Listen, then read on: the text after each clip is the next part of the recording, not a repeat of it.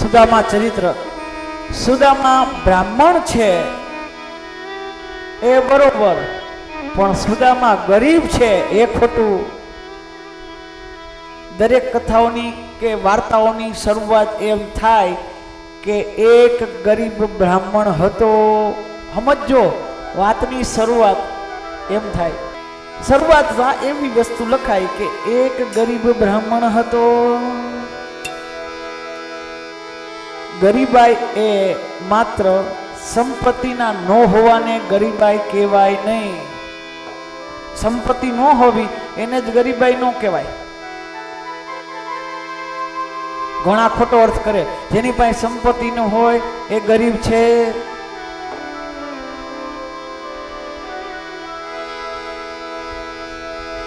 આયા ગરીબાઈ નહીં, ગરીમાની વાત છે. જેની ગરીબા દીનતા, બ્રાહ્મણનું રૂપ દીનતા, અને દીનતાના સિંહાસન ઉપર ભક્તિ બેહ્યો. ભક્તિનું આસન કયું છે? ભક્તિ ક્યાં આસનમાં?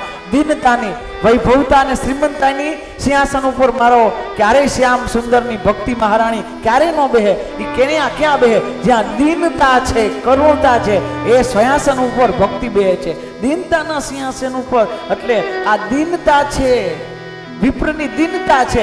એ દીનતાને લોકોએ એને ગરીબાઈ માની લીધી. ના, ગરીબાઈ અને દીનતા જુદી છે.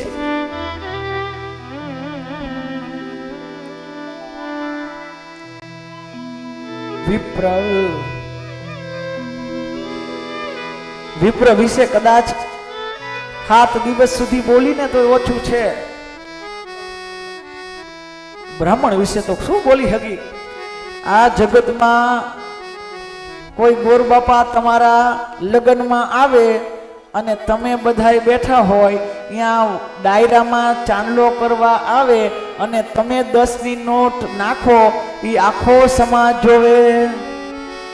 તમે 10 રૂપિયા એની થાળીમાં નાખો, એ આખો સમાજ જોવે. પણ તમને કહી દઉં કે એ બ્રાહ્મણ ગાયત્રીનો ઉપાસક છે.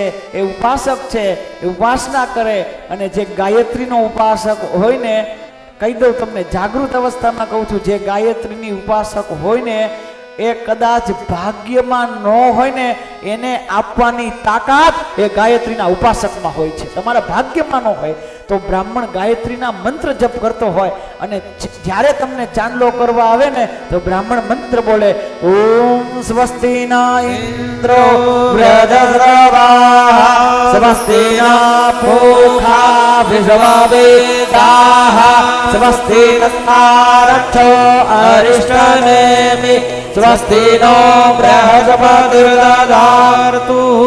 બ્રાહ્મણ કહે છે કે હે ઇન્દ્ર ભગવાન, હે પુખાદેવ, આજ મેં કેટલા ગાયત્રી મંત્ર જપ કર્યા છે, એનું પૂન મારે જોતું નથી, પણ હું જે આંગળીએ ચાંદલો કરું છું ને મારા વાલા, એ યજમાનનું મારું કલ્યાણ થાય, કલ્યાણ થાય. આ બ્રાહ્મણ છે. આપણે દઈ છીએ ને એ બ્રાહ્મણને દેખાય, પણ બ્રાહ્મણ જે આપે છે ને જીવનમાં કોઈ દી દેખાતું નથી.